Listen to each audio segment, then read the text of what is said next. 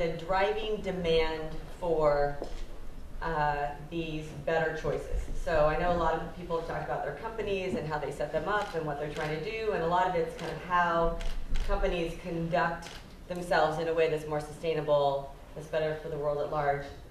And my job, because I'm a communicator and I work in advertising communication, is about making sure people want the good things and the good products that we're actually making so that we can actually drive demand. And a lot of what I do is understanding the psychology of just regular people. So not necessarily people that are in this room, because we're probably not that regular, pretty not normal.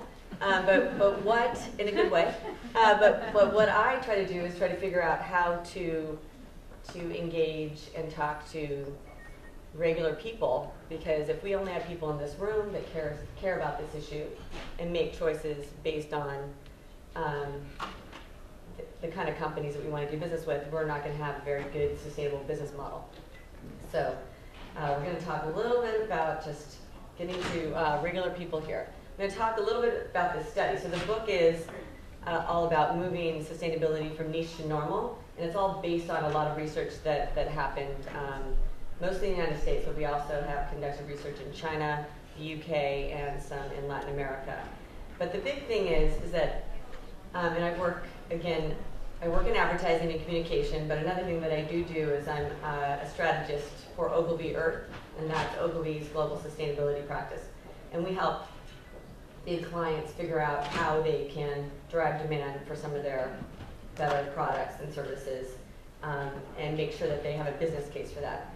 But the big thing that we started seeing is we saw lots of research to say consumers want better products. They're going to pay more for something that is green. They want to be more sustainable. They want to do the right thing for the environment.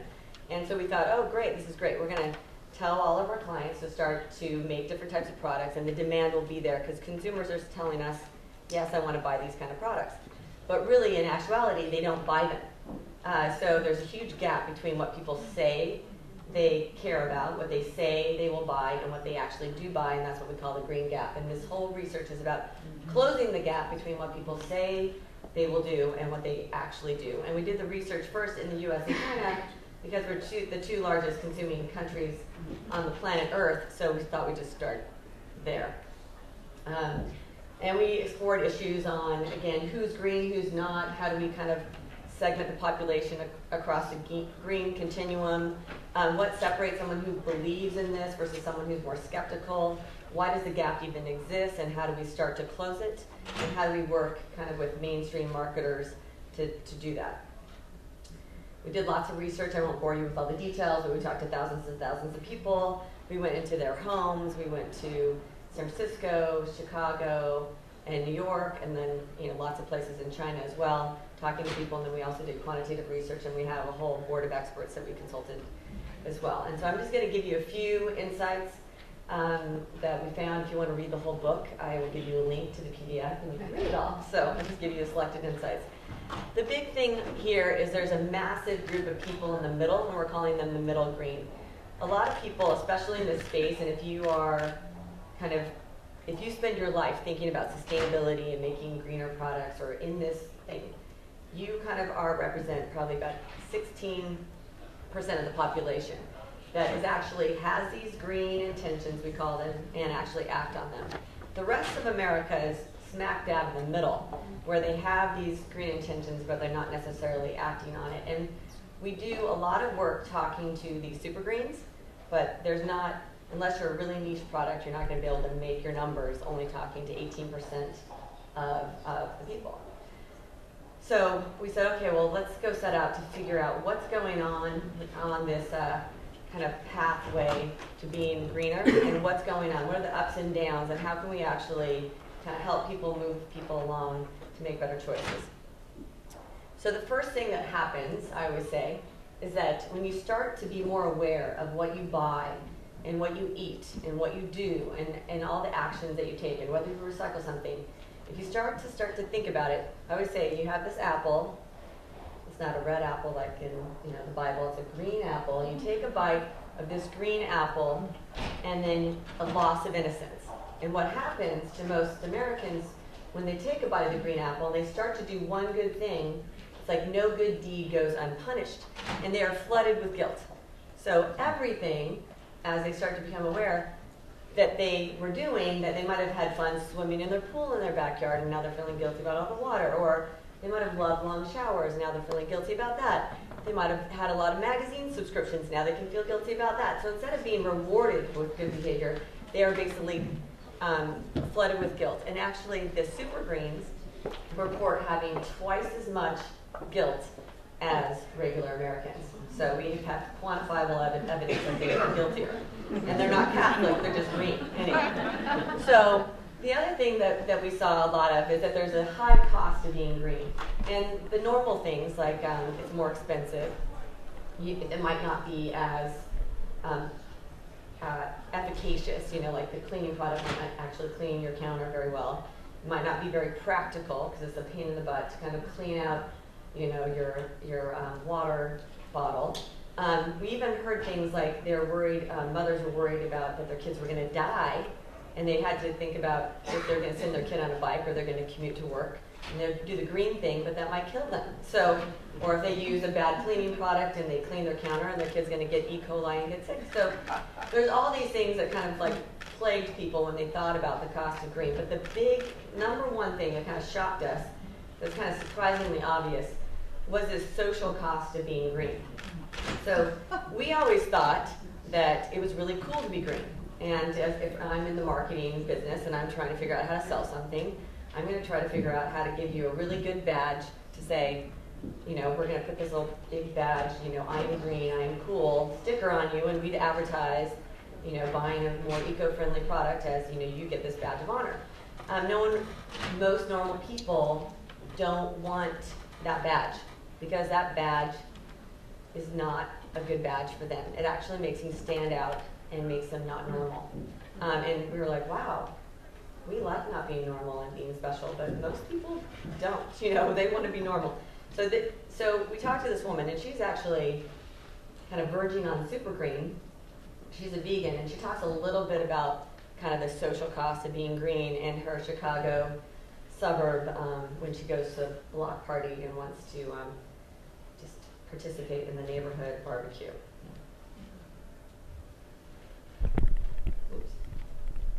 Just one second. Let's just start from the beginning. Okay. They'll be like, we'll have some mud for you at the barbecue, and then I can just be like, well, that tastes great on twigs, People are assholes all the time about it. See, it's better than me trying to act that out. That was a good one, Okay, so a lot of people talk about how it isn't easy being green. And then we said, okay, is this really true? So we asked Americans, we said, who do you think green products? And I know that's like a bad term, but there's really no one's come up with a better one, green or sustainable, so we use those imperfect terms. We said, who do you think that these products are marketed to? And then they said, half of people said richly to snobs and crunchy granola hippies. And most Americans do not want to be seen as a richly to snob or a crunchy granola hippie. Maybe if you live in Marin County, outside of San Francisco, that designation would be fine, but not for most Americans. So, okay. And then when we dug into it, not only is it for richly to snobs and crunchy granola hippies, if you're a guy, which I have a few of them in here, it's even worse. Because we said, is green masculine or feminine? 82% said feminine, so it's a girly thing. So we said, so here's this guy from New Jersey. And some other guys that are from San Francisco. And we interviewed all these guys, and the funny thing that kept coming up over and over again is that reusable bag that you go to the grocery store with. And they would talk about hiding it in their desk or shoving it under their jacket or throwing it in the back of their car. We're like, it's just a stupid bag, Anyway, but this bag caused more problems for these men. Show this. That is one of my downfalls. I don't really like. So I do think that I can improve on that. I don't know, like when I walk around, like even if I walk like this, it looks, I don't know, it's kind of embarrassing. So it feels kind of like, And that guy was from San Francisco. So, like, that's a real problem. So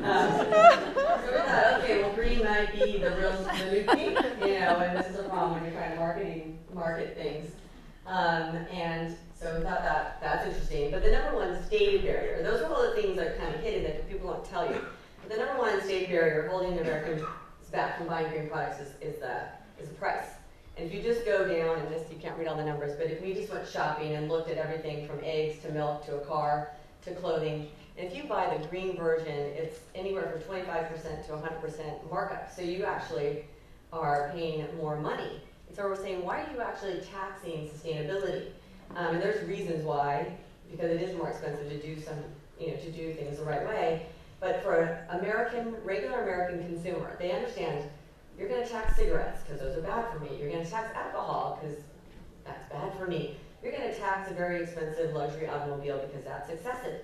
But why are you taxing something that's good for the environment and good for my body and good for me? Like, that doesn't make sense. Like, you're taxing sustainability. So that's like throws them off, and then they say this isn't normal. Okay, it's for rich elitist snobs or French go and hippies, not for me. Not normal. And if people were actually going to pay more money, they'd actually go for a mainstream brand versus a niche brand because they'd actually trust that it would work better. So that is an interesting opportunity for some of the big companies, the big brands out there. If they start to do the right thing, then people would trust them in terms of the performance. So that's an opportunity. And a lot of it is because there's all this eco-suspicion and eco-confusion because you just don't know what is what. And people throw around terms, they throw labels on things. You just don't know who's telling the truth. And we talk about carbon footprint calculus. I mean, it's just impossible to do the math on half these things. And people are just confused and they just throw up their hands and say, forget it. So here's a quote about some people talking about this eco-suspicion. This, as you can see, All this huge problem, but I'm not as impactful unless I create the drama, the trouble. Another thing, we talk to people in the U.S. and China, and we ask them, would you rather cure cancer or save the environment? In the United States, 70% would rather cure cancer than save the environment. In China, what do you think is going on in China? The opposite. So 22% of them, if they were given a choice, would cure cancer, and 78% of them would save the environment. So we're like, wow, what's going on here? So what's going on here is it's literally in their face. The issue is in their face. They are breathing in this air, and even when the Olympics happened, they could see how you could actually fix it, and then it goes away, and you can breathe, and then then you can't breathe. So it's very real for them. It's very, very tangible. So we thought about that statistic, and we thought, who's doing it right? Who's like marketing a cause or us doing something good in a really great way? And cancer, if you look at what they're doing, look at their marketing playbook to get garner support, is that they're very good at making something very personal. So it's someone that suffered from cancer and they tie it directly to something very personal. They make it very plausible that you can actually make a difference. So someone might think, well, if I buy this sweater versus this other one, does it really make a difference? Am I making an impact if I buy this one product? But they help you see how your actions make a difference. And they're very positive, so they don't make us feel guilty. It's not doom and gloom. It's all about kind of what you can achieve and the positive impact of supporting cancer versus flooding you with pictures of people that are sick or dying. They kind of show the positive side of the equation and keep your spirits lifted. So I think we can learn a lot when we're trying to market some of these things, to be less earnest and have a more positive personal outlook when we start to market better choices. So it's just going to quickly go through some of the ways we propose on closing the gap. I'm not going to go through all of them, but just a few things. The one, kind of the thesis of the whole entire paper and what we're trying to say here is that we need to make it normal. And I know that kind of rubs some of us the wrong way, but normal is sustainable. Things that are normal get done all the time. That's a sustainable proposition. So how do we kind of make the green choice, or this more sustainable choice, a more thoughtful, considered choice, the normal choice? One way you can do that is just tell people if you're normal or not, and then give them a little smiley face if there's like a little, they're in the normal range. I don't know how many people know about the O-Power bill. You've got a few of them. I mean, this is great. This was developed by these behavioral economists that I actually work with, Barbara Cialdini and Vlad Gervicius.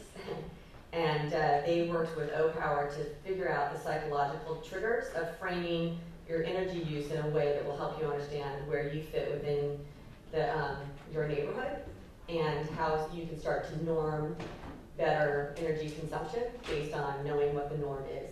So this is showing your energy use versus your neighbor's energy use and where you fit in. And this has kind of decreased, or there's energy savings in 80% of the households that get this. My assistant was putting together this slide. She's like, I get this bill, and it's really neat, and I can see where I am. I got a smiley face last month, and better yet, I saved tons of money. So certain things like that in terms of framing what people are doing are really effective. Another thing is to make it personal, and this is kind of a long commercial, but I thought because we had the CEO of Chipotle in here, I'd play one of his commercials. I think there's nothing more personal than what we put in our bodies and connecting connecting the dots between maybe the farm where these pigs were raised and what's actually going in our body, and how do we actually help people see what is behind the scenes. And a lot of you talked about really compelling stories of what's behind the scenes. Chipotle, this is a spot that launched at the Grammys, and they kind of telling their story. Oops, where did I go? A second.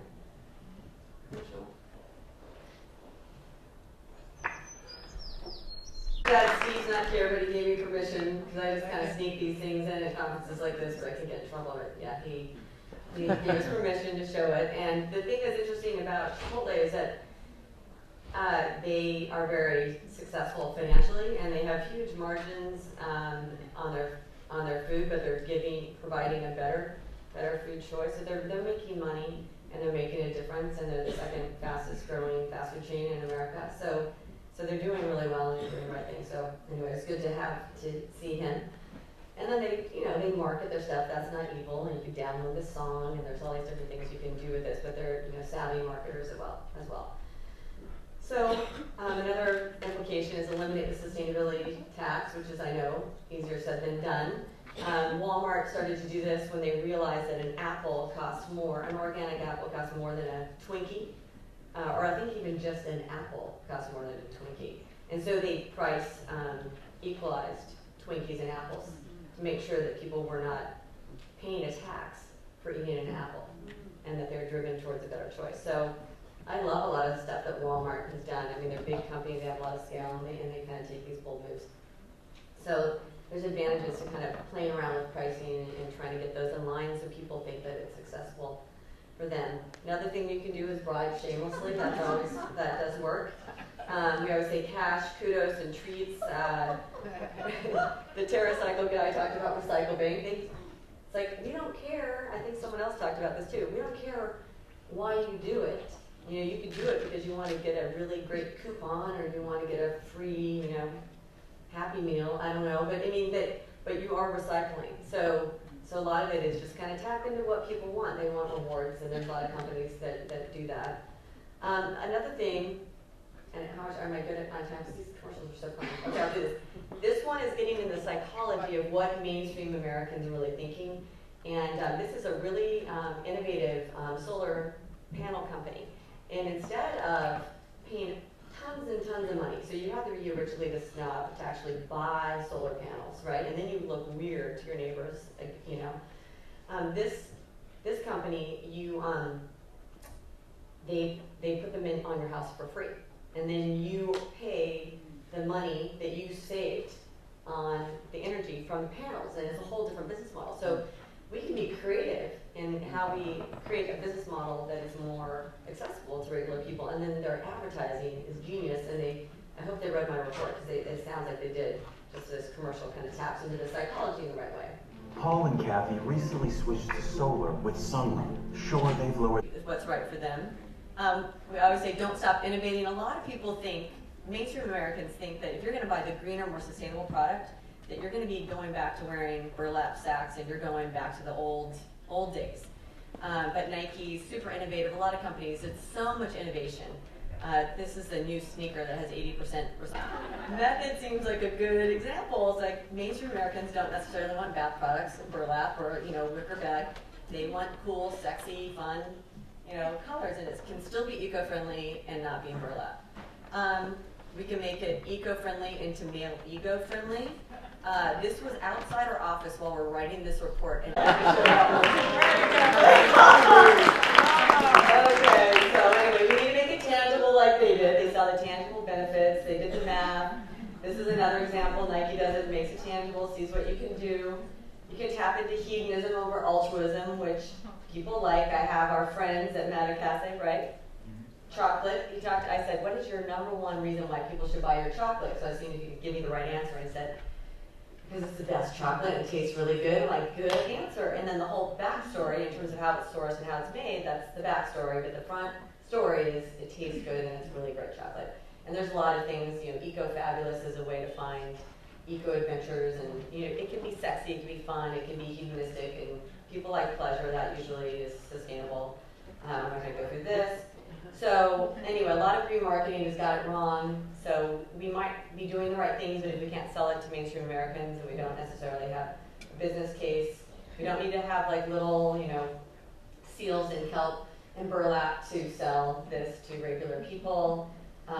Even if people know what's good for them, they don't necessarily do it. Smoking, until there was a real social stigma and people got kicked to the curb, you really didn't see smoking rates go down in any significant way. So you have to look at not necessarily just educating people and telling them over and over and over again, but there's different ways of getting people to change their behavior. We need to embrace the middle. They're a big key to making this a massive change.